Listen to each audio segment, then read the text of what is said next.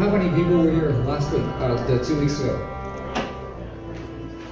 It's probably easier to see how many people weren't actually, because we might have to do a bit of a recap. Okay. And who hasn't got a copy of this Libra code? Lorna has just told me that the Libra code is in the pinned messages in the Common Law Telegram group. So if anybody is not on that Telegram group, see Lorna or Austin, and either one of those can actually join you up if you're not on Telegram. Anybody here not on Telegram? Okay, get onto Telegram. It's a lot of very good channels where you can get a lot of information, and any one of us here will show you how to download it and get on.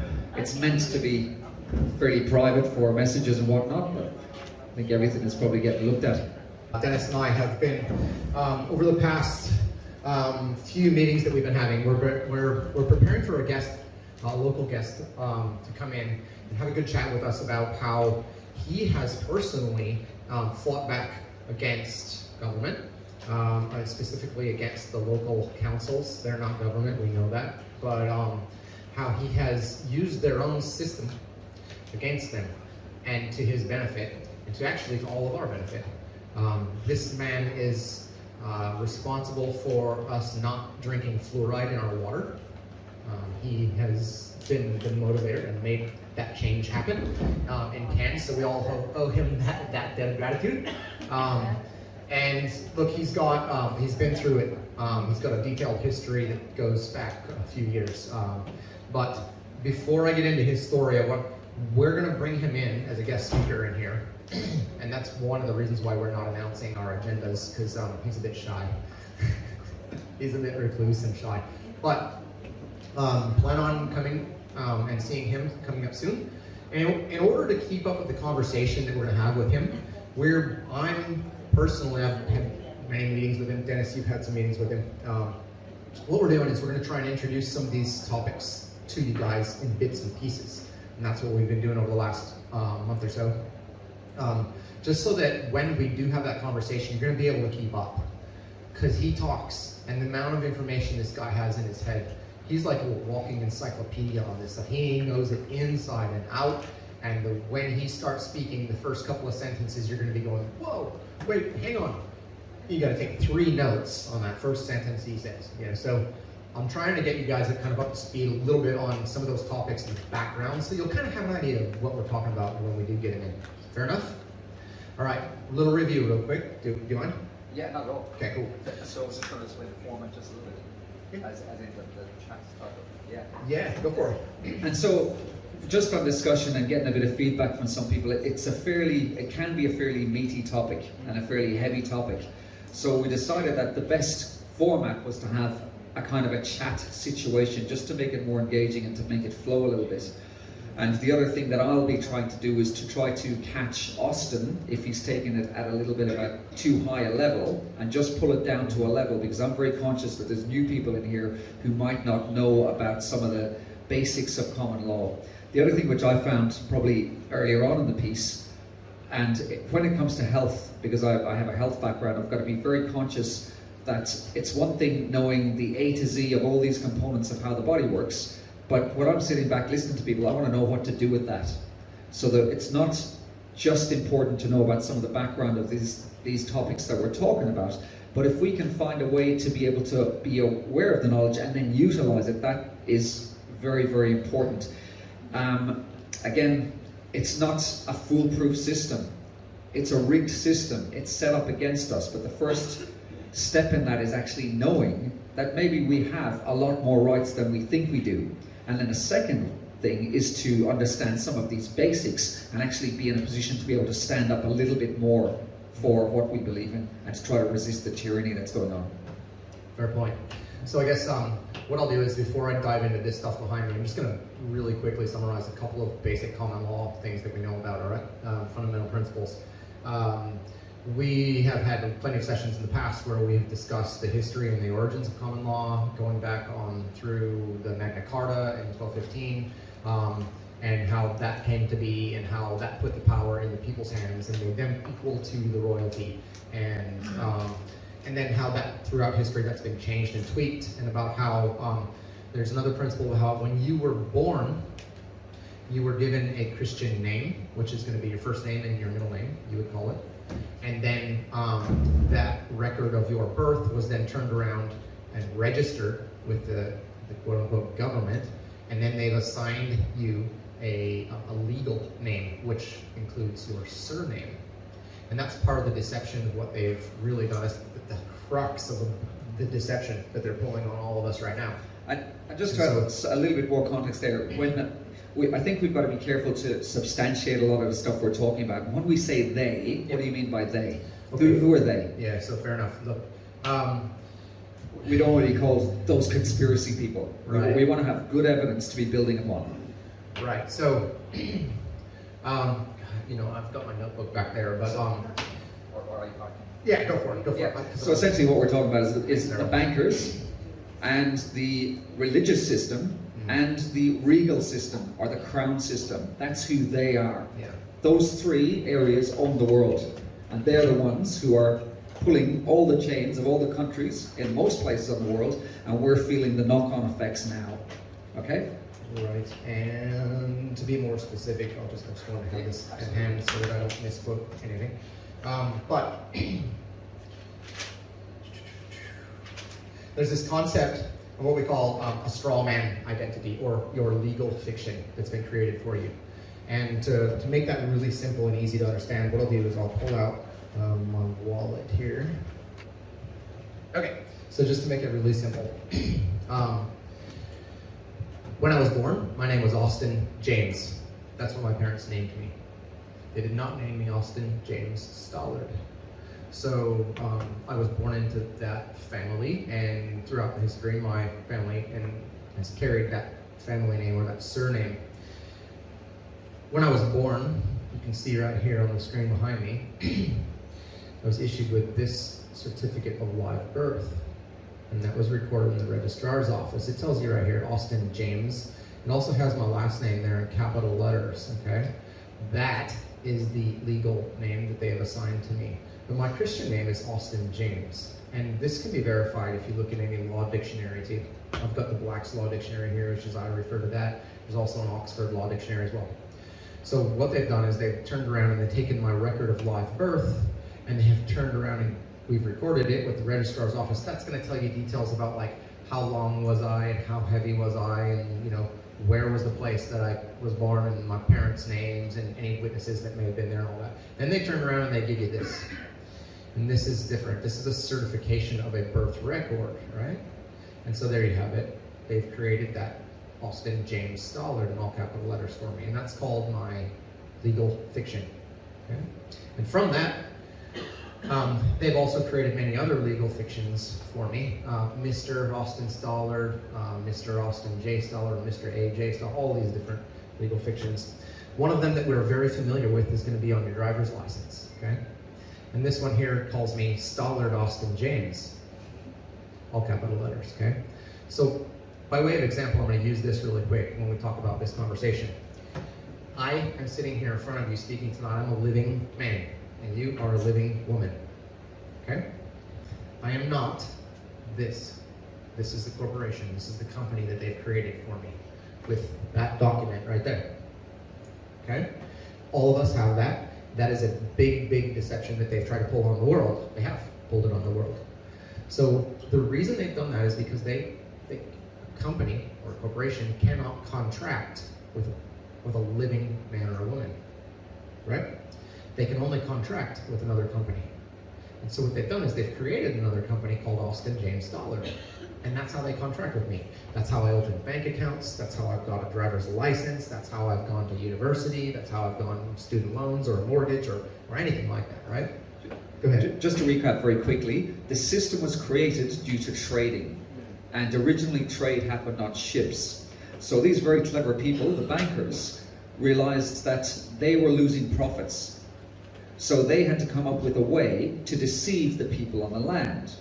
And the way they did that was to have this acknowledgement or this concept that the people on the land were men and women and they were alive, but to engage in commerce or to engage in contracts with these people, they made this false system, this deception, where the maritime system could only deal with dead people or people who are lost at sea. Correct. And this is why there is an age limit, which I think is 7 years old, which if you don't claim your status as being live or living, and who knows how to do this? We have never been told about this. You are considered dead or lost at sea, and therefore you can engage in commerce with these people who are pulling the strings of the world. This is why we have this word, which we discussed before, corporation.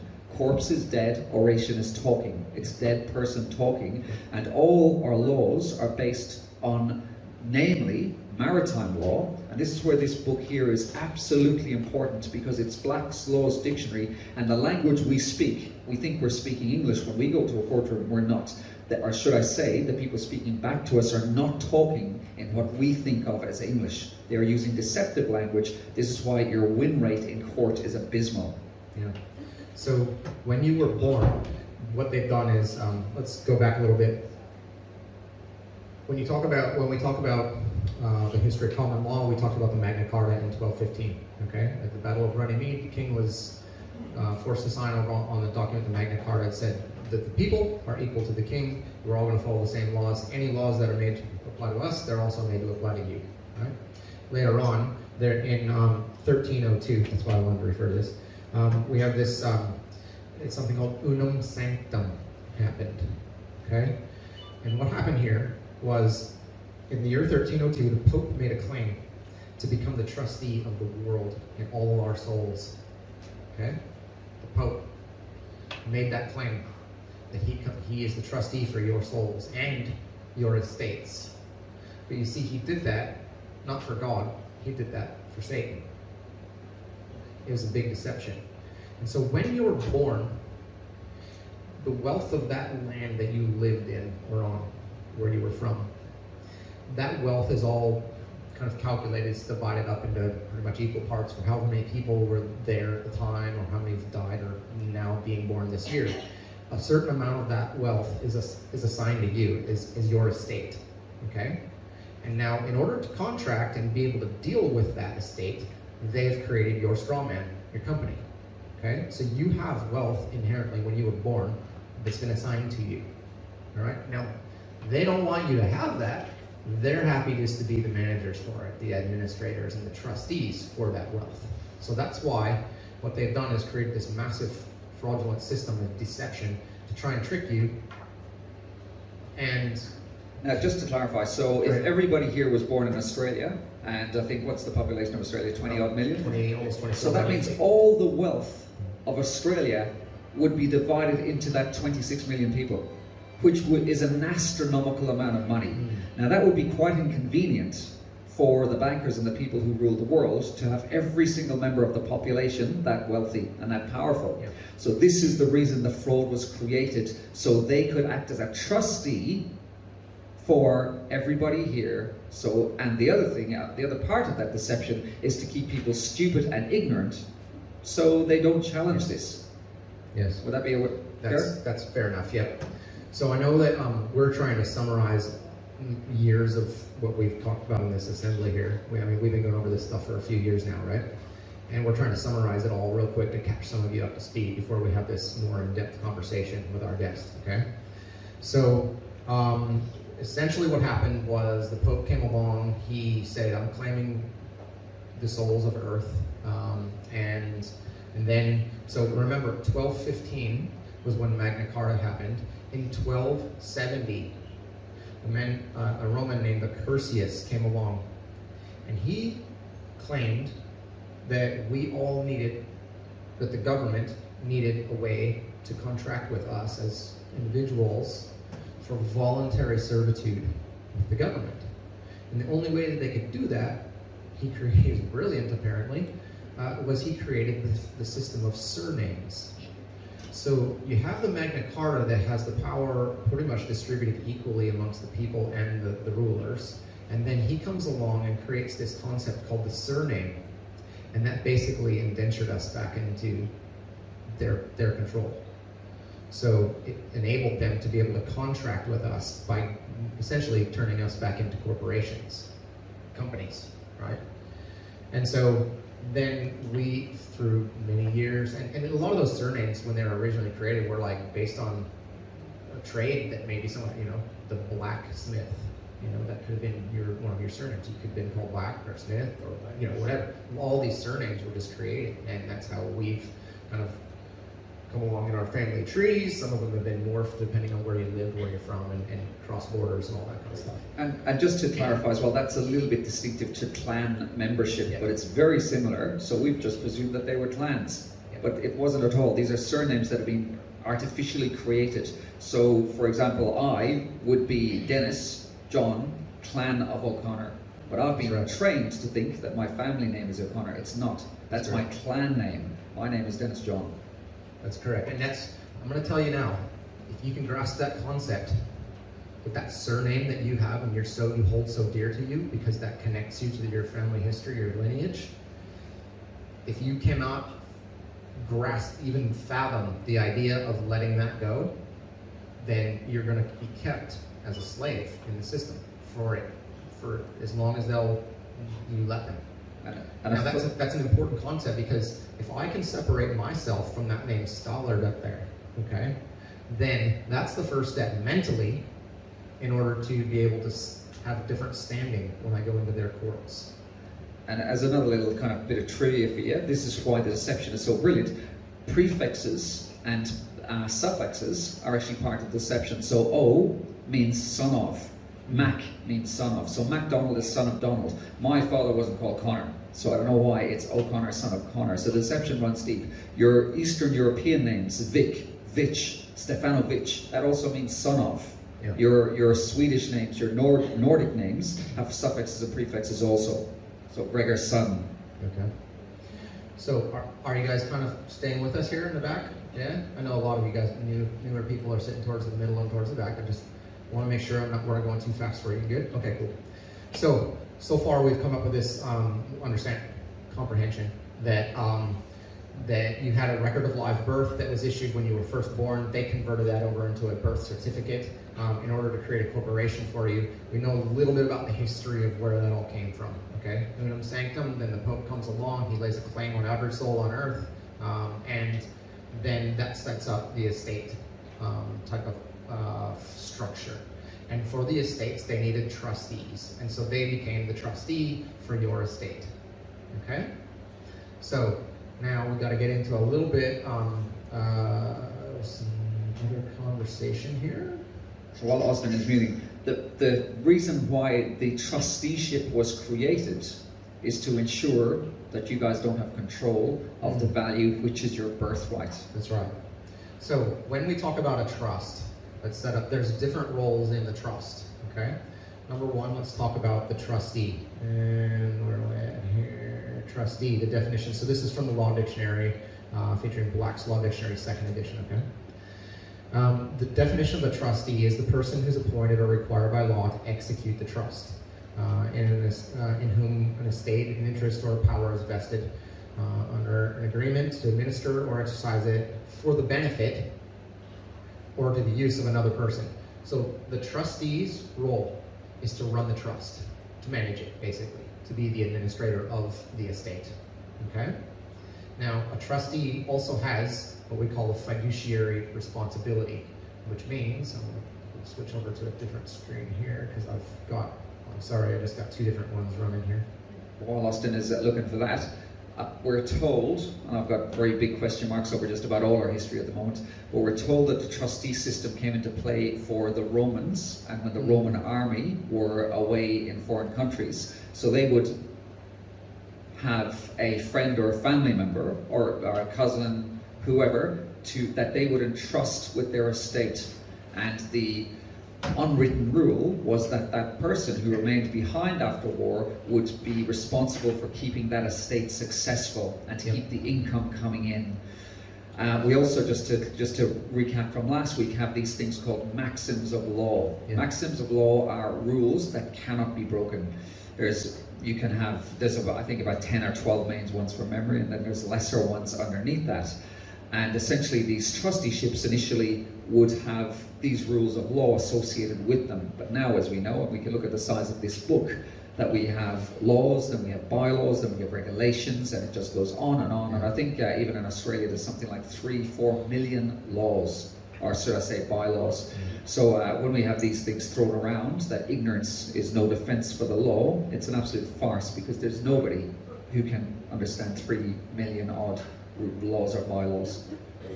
Okay, so sorry, I'm just going to do this and drop that down. Okay, cool. This is from the Cambridge Dictionary. So there's pretty much two main dictionaries, law dictionaries that we use. We refer to as going to be Black's Law Dictionary and the Cambridge Dictionary. I'm just pulling this up from another dictionary just so you can see that there is pretty much similarities across the board. A trustee, according to Cambridge Dictionary, is a person, often one of a group, who controls property and or money for another person or an organization. Okay? You can have that in the form of a board of trustees. There's actually quite a few different versions of trustee. But essentially, you got the gist of that. The trustee is their responsibility to run the estate. Okay? Just to interject quickly, what's a person, Austin? A person. A person is actually an individual or a business, a company. According to the legal definition of a person, it is a company. So when they refer to a person, they are referring to companies and corporations as well. And I apologize, I should have brought that up, but Is a person a man or a woman? No. Or is a person it's alive not or a dead? living man or woman. A person is referencing a dead entity, actually. So don't call yourself this person over here, or if they say, don't even refer to yourself as a person anymore. If you can get that in your head, don't do that. And I noticed you also stumbled very quickly. You were just about to say the words understand, but then you changed that to comprehend. Yeah. So the thing is, look, I'm going to use some common terms that you guys would understand as I'm speaking to you right now. But what you need to know is that some of those terms actually have a different meaning than what we think that they mean. Okay? So, for example, the term understand, it means, do you stand under the authority of the person that's telling you that? So, for example, when you're interacting with the police, they will tell you whatever the hell they want to tell you, and then they'll say, do you understand? And you know what? Most of them probably just been programmed to say that when they go through their schooling. Okay? They don't get what that really means. Now, as you climb up the ranks, then you start to figure things you were taught what it really means. Okay? So when they are talking to you and they say, "Do you understand?" and you say, "Yeah," you essentially have just given them consent to stand under their authority by saying, "Yes, I understand." You think that means, "Do you comprehend?" But what it really means is, do you stand under my authority? And I think that's a great word to open people's minds to how deep the deception runs, especially for the newer people here. Okay, so what I'm doing is going through these kind of important definitions for the trust structure, okay, for the trust of your estate. This trustee has what we call a fiduciary responsibility. And what that means is relating to the responsibilities of a person or an organization that manages property. That's a trustee. Or money belonging to another person or organization. Now, okay, so there you go. Fiduciary responsibility. If someone has a responsibility to run your business or a trust, fiduciary responsibility, that means that they have an obligation to try and make it generate income, to make it successful. They can't run it to the ground into the dirt, correct? So if you hired someone or if you put someone in place as a trustee, their obligation is to make that successful, right? Their obligation is not to run it down into insolvency, okay? So fiduciary responsibility means you're supposed to make it profitable.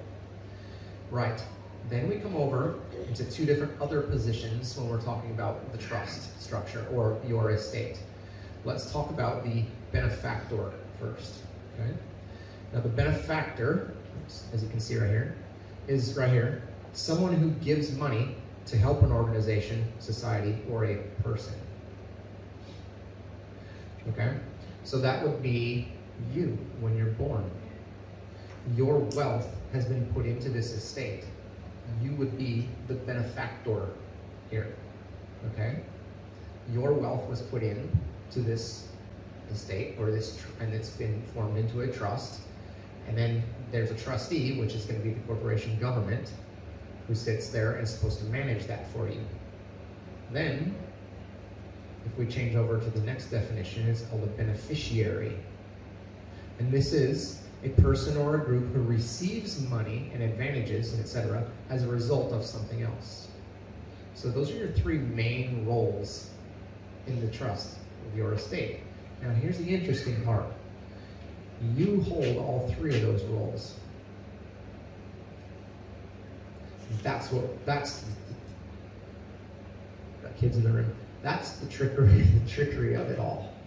And they don't really want you to know that.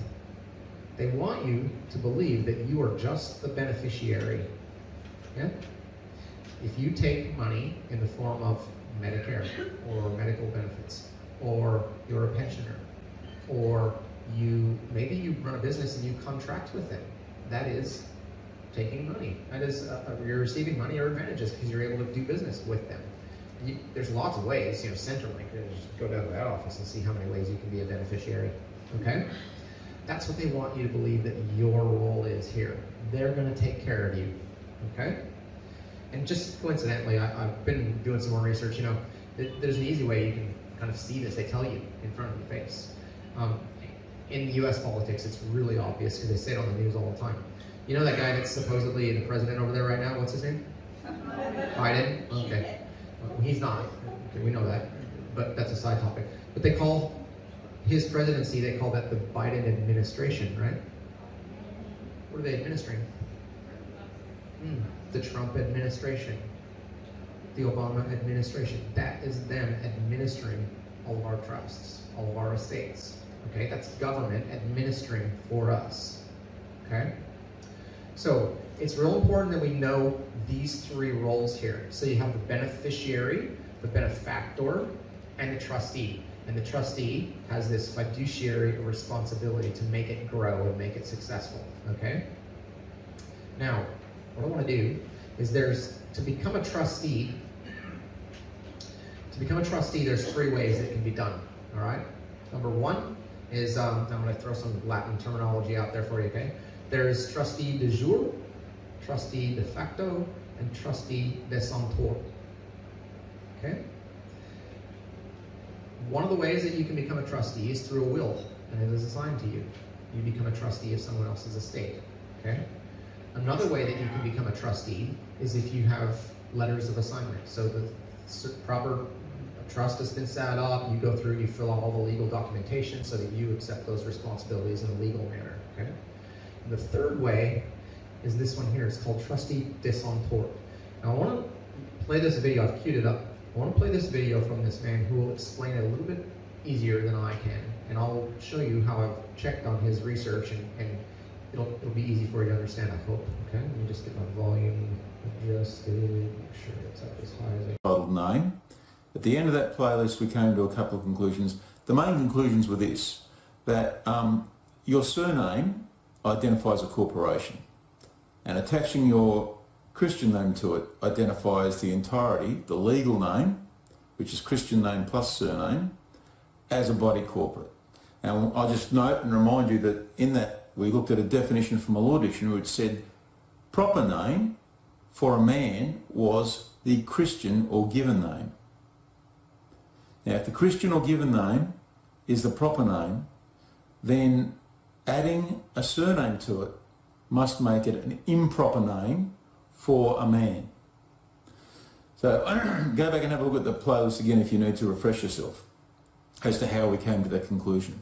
But the full legal name is identifying a corporation. And what I now want to do is to discuss exactly which type of corporation it's identifying. And the reason we've been looking at trusts the last couple of... Okay, have you caught that so far? So he's just reiterated that your Christian name is your first and your middle name, and when they throw a surname on, that's your Christian name is called your proper name, legal terminology, okay? And when you put a surname on it, that becomes your improper name. It is your legal name. And now he's going to go into how they're using it, okay? And the reason we've been looking at trusts the last couple of videos is because, in my opinion, it identifies a trust. Now, there's a few reasons that I say it's a trust as opposed to any other form of corporation, and I'll go into those now. So we sort of touched on that, one of the reasons, in the previous video, which was on, which was titled, the trustees, it's a trap or something like that, where we discussed the trustee de jure, trustee de facto, and trustee de son tort. And we'll just go back now quickly and have a look at this excerpt from Wikipedia. And we did mention this, but I didn't draw it out. I'm going to draw it out a bit more now. So this is from Wikipedia on trustee de son tort. If a person, by mistake or otherwise, assumes the character of trustee when it does not really belong to him, he becomes a trustee de son tort. It does not matter whether he knows all the trusts or the extent of his powers. In other words, Now I'm going to pause that there, hang on for 1 second, I'm going to bring this back up. Now I've gone and checked this out on Wikipedia, alright, and so we can see it's here. And in essence, now I've looked in this Black's Law Dictionary and I cannot find a definition for trustee de son tort. But I've actually done some researching and I'm buying a book here on trusts. It's all trust dictionary essentially is what it is, okay? But if we go back, it tells you right here, this is what it is. A person who may be regarded as owing fiduciary duties by a course of conduct that amounts to a wrong or a tort. Accordingly, a trustee de son tort is not a person who is formally appointed as a trustee, but one who assumes such a role and then cannot be heard to argue that he did not owe those duties, those fiduciary duties. So essentially, you've taken that role on improperly. The problem is that you don't even have to know that you've been assigned those. In a legal sense, and he'll tell you in just a second here, in a legal sense, you can be a trustee de son tort and not even know it. And that's what they've done to make you the trustee back again of your own estate. This is a massive trickery here, okay? But I'll go one more time. Go ahead. And just to add, they use this deception when you enter a courtroom. Yes. Because you're not aware of which role you're playing. So bear this in mind. This is why we're bringing up this information. It sounds fairly laborious and tedious, but it's very important. Okay. So go back to this. it does not matter whether he knows all the trusts or the extent of his powers. In other words, you don't need to have any knowledge that you're acting as a trustee, or even that a trust exists, to be considered in law a trustee de son tort, or I'd suggest a trustee de facto or a trustee de jure. But it doesn't really matter which type of trustee. We see here with trustee de son tort that you can be the trustee de son tort, have no idea that you're acting as a trustee, and have no idea that a trust even exists. And that's all good in law. It doesn't matter. You don't need to know. Okay, so you don't even have to know that a trust exists, and you can actually be the trustee de son tort. Okay? And that's what's going on here. Now, like Dennis just said, and I don't know why that's dancing around on me here, but that's going to be important when you want to go in and speak to them in a courtroom, because there's a couple of different ways that you can approach a courtroom when you're speaking to the magistrate in there. Now, our guest, when he comes in, is going to speak to you, and he's going to tell you how you can talk to the judge and how you can run exactly what you need to have done by playing the role of the benefactor. Okay? The person who's contributed all the wealth to the fund in the first place, and not the beneficiary. The person who's holding out the hand and saying, give me all the benefits, I want to take your Medicare, I want to take your, whatever it is, your pension. Okay?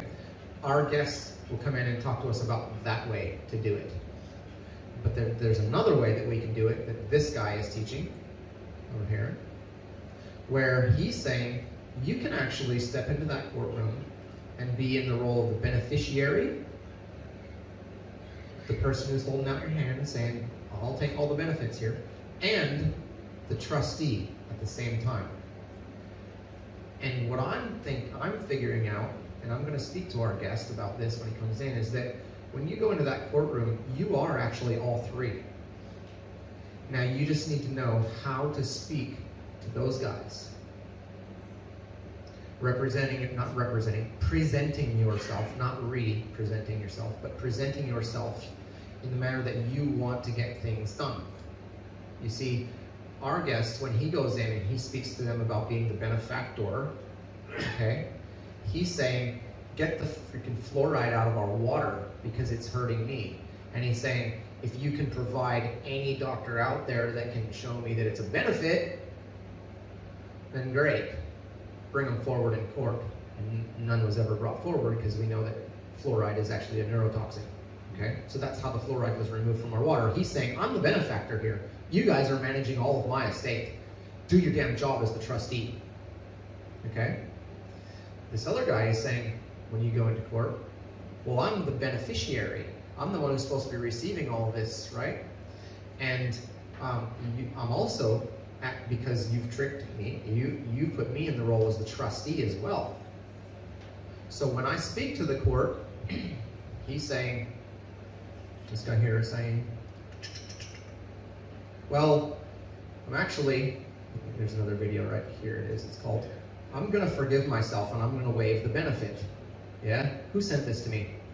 I think Helen did, didn't you? Yeah, I think somebody, was it you, Helen? Somebody sent this to me. Did you send that video? Oh, yes. Yeah? All right, so thank you for that, by the way. I've been digging into this. This is really good stuff, okay? The idea that this guy has here, he's saying that, look, I know that you've got these laws set up in place. Let's take speeding, for example, okay? You are a trustee of my estate. You've turned around and made me the trustee again. I'm the trustee, you know, on a daily basis, I'm acting as a trustee. Now, if as a living man, I've gone out and I've broken the speed limit, right? I'm acting as a trustee. And when I go into court and I say, hey, I'm not paying this shit, or I want to contest it, or I'm gonna pay it, right? You're still acting as the trustee. Now, he's saying if crimes are committed against you and you never file a charge against that person, you've basically, in essence, in legal terms, you've forgiven them, right? If someone has come and keyed your car or scratched your car up, right, and you don't pursue them in court, you don't want to sue them, you have forgiven them, okay? He's saying that when you go into court, you present yourself as the trustee first to speak to that magistrate, and you say, hey, I am an administrator of this whole trust, just like you, okay? But I actually am directly representing, I also have the unique ability to present the beneficiary. So, now, as the beneficiary, I'm going to tell you that I forgive the trustee here. Oh. I forgive him. And I waive the benefit of that fine that you're going to take from him. You're going to punish him by making him pay you $400. I waive the benefit because you're going to take that $400 and put it into my estate. I'm going to waive the benefit for him. I forgive him for all of the past indiscretions and present ones and even future ones, and I'm going to waive the benefits of those fines. You don't have to deal with any of those fines. In fact, why don't we just close the matter out right here and right now immediately? The thing is that when you do speak to these guys, I really need you guys to watch this video. It's an important one too, okay? But when you do speak to them, you need to speak to them. If you're the beneficiary, you need to speak to them like a royal would speak to them, like you are the king or the queen of that estate. You don't say, I want this, or I like this, or I need you to do this. You say, my will is that this is done. Or my wish is that this is done. Or it is my pleasure to have this done. Just like the queen does. She says that, right? Use the same language. It is my will, my wish, or my pleasure to have this done. So when you're speaking to the magistrate, you say, it is my wish that the trustee be forgiven, and I also wish to waive the benefit. Okay? Now, if you remember right, from the past couple of meetings ago, we were talking about when we wanted cash to stay alive here. Remember this? How we went and we forced the council to reverse that decision? Remember I don't remember who it was that brought it up and said they said, when you present this to someone, you say, it is my will that this is done. Now we keep cash, right? It's my will that we keep cash. That's why that wording is so important. To say those words, it is my will that this be done. You are speaking as a beneficiary then, as a royal, essentially, then. A royal for your estate. That is your will. It is your wish. It is your... Helen had that information. Yeah. Sorry? Helen added that information. Helen had that added it in. Yes, as that's correct. And their we report. did talk to you guys about that when we're going in and speaking about this. We don't want this. We don't want to keep cash. We don't want them to reverse this. We don't want them to banish the digital system, right? It is our will that this happen. Okay, so that's how we need. You got to get that in your head. That's how we need to speak to them. So listen. Just to I'm gonna, yeah, because I know we're running short on time, and in fact we're over time. But we have two avenues that we can follow here, okay? But we really, really need to understand that first of all, there is an estate set up. You have an estate set up, okay? And they're running it as a trust, okay? And in order to really administer that trust or get what you want done as a living man or a living woman, what you want to have done, you need to understand that there's different roles, and you in fact hold all three of those positions. It just depends on how you're going to speak to them and what response you're going to get. And they're not going to like it. They're definitely not going to like it, because they'll know the gig is up when you start speaking to them on that manner, in that fashion. Okay? But our guest, when he comes in and he'll be speaking to us about this, he's done this repeatedly. And now, when he goes into the courts, they address him by his first name as a common person. Hey, so-and-so, how are you today? What's going on now? And they are on his side because they know he's figured out the system. And they know that the prosecutor, stand down. Stand down.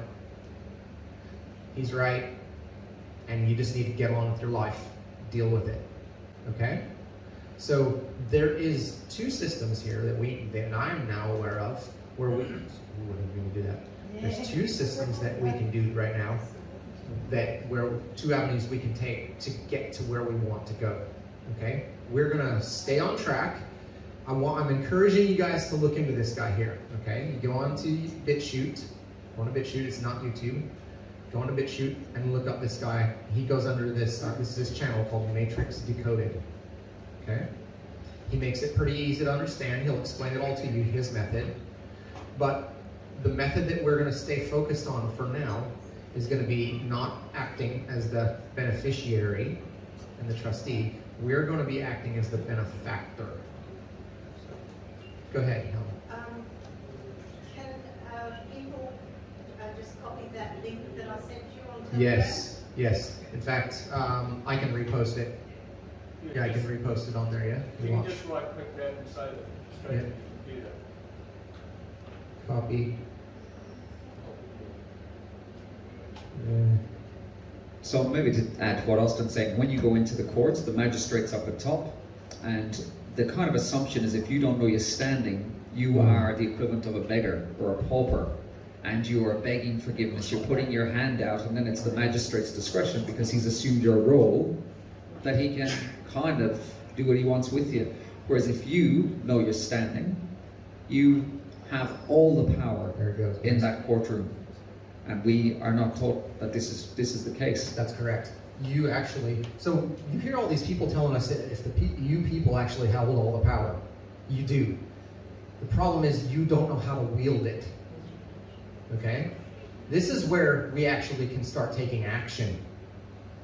Yeah? Because we've been studying a lot of common law stuff and a lot of theory and a lot of all that stuff, and the Constitution and all that stuff for a long time. We've been studying it in this assembly here for a couple of years now, 2.5 years at least. All right? This is one of those big pivotal moments where you're going to start to learn how to actually use this stuff. Okay? Now I've posted that link right here. That's our Telegram page, by the way, Common Law Assembly. It's in there now, so you'll be able to see it. And there's movements like this happening all over the world, and Yes. we have to know that this is a rigged system. So we're continually, or should I say there's groups of people continually challenging this, and they lose. So we're not here to tell you that this is an absolutely 100% to go system. Everybody's exploring this. But the big part of it is we're picking at the threads. And I think a lot of those threads are starting to unravel. And when you have just 1 or 2 people doing this, we're not going to unravel them quickly. But if we have everybody here passing this information on to everybody else, then those threads could really unravel way quicker than we could have any idea about. And this is then where we get this power back into our own hands. Having said that, you have a couple of people here. So this guy here and our guest that will be coming in, pioneers, right? They've done this for years now, and they were ahead of their time, okay, with testing the system and testing course. He even talks about it in his videos, this guy here, okay? He said, you know, I didn't know this the first time I went in, but then I learned on the second time I went in and I did this and this. This guy doesn't pay taxes. This guy doesn't pay any council rates. This guy actually charges those fees back to the Commissioner of the Taxation Office. Yeah. So, and he's like, they don't bother me. He actually acts as the trustee for his wife as well. He's written up a letter on her behalf, the living woman, the beneficiary, and made himself the trustee for her, so that he can then go ahead, because he's very well versed in this. She's not. So he's comfortable now with using this. He's got a win record behind him, okay? Same thing with our guest that's going to be coming in. So the better you know it, the more you practice it, the more you hear it, the more you really thoroughly understand how the process works, really, you're going to find success with it. And the more of us that wind up in that courtroom and we're speaking up against this stuff, I mean, they're gonna shit themselves. Sorry for you kids in the room, but I'm sure you've heard that word before. The person that we're getting in has had magistrates screaming and fleeing the courtroom, covering their eyes, saying, I did not witness, I did not see this, ordering prosecutions, shouting at them, don't look at it, stand down. Yeah. This stuff is really dramatic. Oh yeah, this guy here, he talks about how, you know, the magistrate didn't want him to say this, didn't want to say, shut up, you know, be quiet, be quiet. And he yelled back, he'll tell you in one of his videos, no, you be quiet. You're gonna do as ordered. I've given you your orders, now do them. You know, that's how forceful he's been in the courtroom with a magistrate. And they don't like it. But guess what? He knows the system. He's tested it. He now knows how to make it fairly bulletproof. And so the more of us that wind up doing that, the faster the system crumbles. Now there's lots of ways that you can test the system, guys. I can tell you my personal experiences. You know, right now I decided I'm not going to pay their registration on my vehicle. Now, do I have plates on my vehicle? They're in the mail being posted to me right now. In fact, I just bought some privately. Yeah, but it's not on their registration books, and I'm not paying them for their fees. Because I'll go in court and I'll do one of these two strategies. And they can jam it. Because as a living man, they're not going to get any money out of me. I'll either forgive myself, and I'll waive the benefit, or I'm going to act as the benefactor and tell them that I want the office, or the Birth, Deaths, and Marriages registrar to pay for my fees for me and put that into my estate. It's not going to be me paying for it. It's going to be somebody else, one of them, or it's not getting paid at all. I'll waive it. Go ahead. Yeah, they don't bring up saga about the roads owned by the corporation and forbid you to drive. Yeah, that's all right, because you see, it's all of our money that's paid for that. Yeah. It's not their roads, they don't own them. Yeah. Go ahead.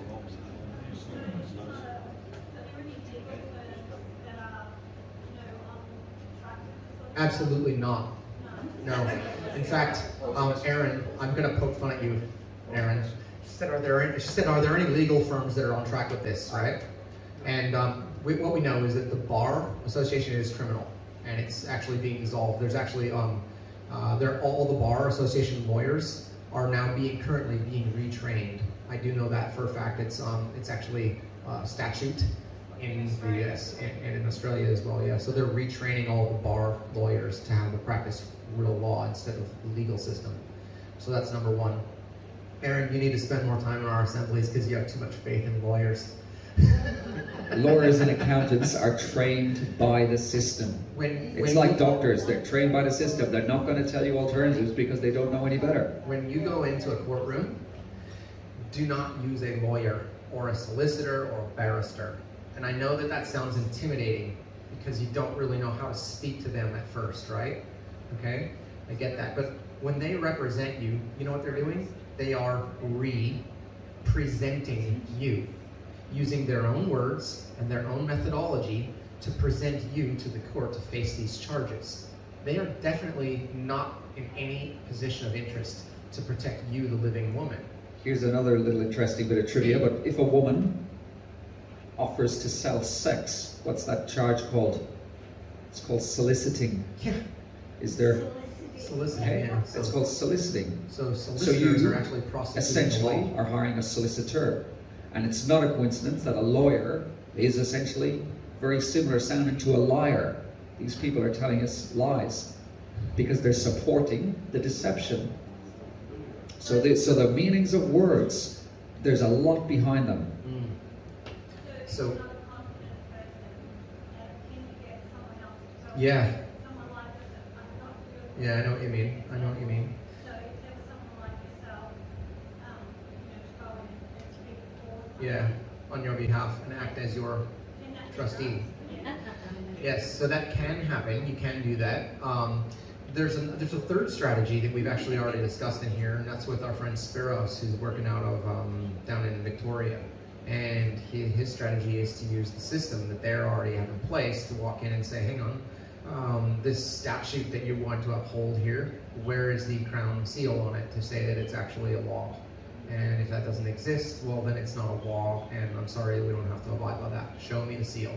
And you're not basically going into it. By the way, when you go into a courtroom, don't ever tell them what the law is at all. Don't tell them anything, because then you have to prove it. What you need to do is ask them, where is the law that says this? You know, I've got two versions of this Constitution here. One of them has a seal of a lion and a unicorn on it, and this one over here is kangaroo and emu. But this one that's kangaroo and emu, has that been signed off? Royal assent been achieved on that? And then, can you show me? Because I can't find it. And there's two parts to that. The first one is asking, which is as king. And then the second one is a claim. Yeah. They are making claims, and whoever makes a claim has to provide proof of that claim. That's If right. you make a statement, you're all now making a claim, and then it's up to you to provide proof of that claim, and that can be very, very difficult, especially when you're dealing with people who know the system, who That's are playing correct. the game, who are experts at the game. Go ahead. So by and large, you're making reference to what's commonly defined as the civil processes and how Okay. the laws apply there. Yeah. In terms of the criminal law, Criminal side, yep. which Yep. of course is a different set of law. Okay, so Can you yeah, it's a good question. just to explain the difference? Very valid, yeah. What I'm partly discussing here, I guess I didn't explain that premise, is that we're talking about victimless crimes, okay? So it is a crime for me to drive around with an unregistered vehicle or with expired plates on it, right? They've written me with 3 violations, which under their code, they're just criminal, supposedly. Now, those are victimless crimes. There's no victim, there's no one who was hurt, there's no damage that was caused to anyone's property. Those are victimless crimes. And so I can easily walk into a courtroom and say, hey, look, I forgive myself, I waive the benefit, see you later, deuces, bitches. Okay? And, but when we're talking about a crime where property has been damaged, people have been hurt or harmed or dead, that's a totally different story, right? And so you're gonna face the consequences of the full force of the law. And that is the difference there between lawful and legal. And I just added to that, this is why the system is so difficult to navigate. Again, we have these maritime terms, but there are tens of different areas of law. You have maritime law, you have corporate law, you have family law, you have criminal law, and every single one of these has their nuances and a different way of speaking. Okay, so last one. I know we're way over time here, but if you guys are happy to stay, I'm happy to keep telling you this, okay? There's a little bit more that goes to it. When our guest comes in, he's going to be speaking to us using some terminology about maritime and admiralty terms and some shipping terms. Because like Dennis mentioned to you earlier, it used to be the way commerce was done was shipping. okay? And when you walk on, if you boarded a boat or a vessel to go, and say you're paying to be transported to another land, you're going over the seas, you are the paying passenger, you are the benefactor, you're gonna pay that captain to take you as the part of the cargo on the ship and deliver you somewhere. Now, it is his highest priority to make sure that you are well taken care of, and that happens, okay? So at all costs, if it's in any way that he can, he's going to look after you and get you to your destination because you're paying, you're the customer, you're paying him. And to chip in, this is why so many of our words, relationship, That's right. citizenship, Oh, this is all They've maritime. built an entire vocabulary Courtship. on this. Yeah. Okay, ship. Listen When- to any when you're- word with ship on it, this is maritime speaking. They refer to you as, chattel or dead property lost at sea. When you're born, you come through the birth canal, and a ship, when they come in and they dock up there in the birthing pocket, right? They're being birthed. So it gets really deep into all that terminology here, okay? And I don't really have the time and all the background to show you all that right now. However, maritime law versus admiralty law, okay? So this is an interesting one because we kind of throw those terms around. We don't really know exactly what the hell they mean. I don't know maritime law that well. I haven't studied it. I don't know admiralty law.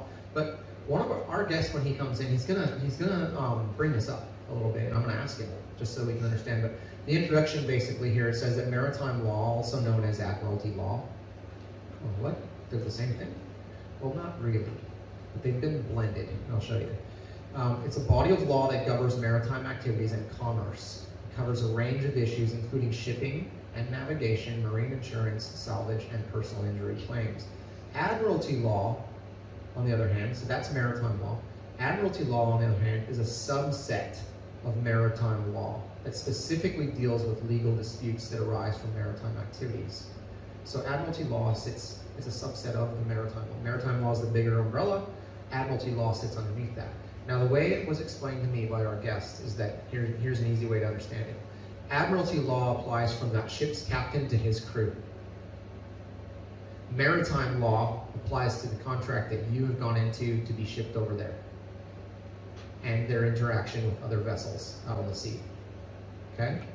Now, they're practicing maritime law on land, which we know is called inland piracy. That's illegal. That should never be done. But they're getting away with it because the world is doing it right now. That's coming to an end. But that's the difference. If you can kind of, for admiralty law, that is the ship's crew, and they're having to follow orders from the captain of the crew.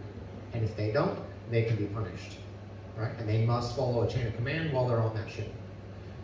Okay? You aren't part of that. In admiralty law, you're not. Maritime law is where you come on, you walk on the quarterdeck of that boat, and that's where all issues are addressed. Okay? And the quarterdeck, right here. Let's refresh that a little bit, see if it comes up for me. Hey, somebody's posting on there right now, Aaron. All right, quarterdeck. So the quarterdeck is the raised deck behind the main mast of the sailing ship. Traditionally, it was where the captain commanded his vessel and where the ship's colors were kept. This led to its use as the main ceremonial and reception area on board, and the word is still used to refer to such an area on a ship or even in naval establishments on land. What's another ship on land, Austin? Many such facilities have areas decorated like shipboard quarter decks. When you go into a courtroom, you're going to notice that there's different levels, okay? And there's different areas that are barricaded off. There's a box over there. When you go sit in that box to provide testimony, you are in essence putting yourself into a jail. What's it called? Voluntarily putting It's yourself. called the dock. And the witnesses, where do they sit? The gallery or the galley? The witness. Yeah, so there's, and I think you will know, when you go into a courtroom, you don't want to walk through the gate and out there into that open floor where there's those two desks sitting. You don't want to do that. Okay, you're walking onto their quarterdeck. Who runs the quarterdeck? The captain, right? That's where they conduct business. Okay? So I'm planting these seeds in your head right now for further discussion when it comes up, okay? And I know that we're running pretty late now tonight, so I'm gonna let you guys get out of here. But very thank you for quickly, your time. and Earl has made a very good point here. Pass this information on. And if you can make it here, then the next fortnight, tell other people to get here. Yeah. We need to be disseminating this information. Yeah. I'm going to just plug, I've put up this kind of information on my sites on YouTube and BitChute Awakening in Health. Yes. Give us a search, please, and forward this information on. Let's get some views up. Let's get a bit of power behind this. So we're just two very normal people who are a little bit passionate about trying to stop this rot that's happening in society. But it's lovely when we see these new people and these new faces in here. This inspires us to work harder. We're doing this for free. So, you know, everybody drag somebody else along next week. Let's try and fill this room, get double the amount of people in here. Okay. And I will post the links to these definitions, these websites, and all that on Telegram tonight. Okay? Thank you so much, everybody, for coming here.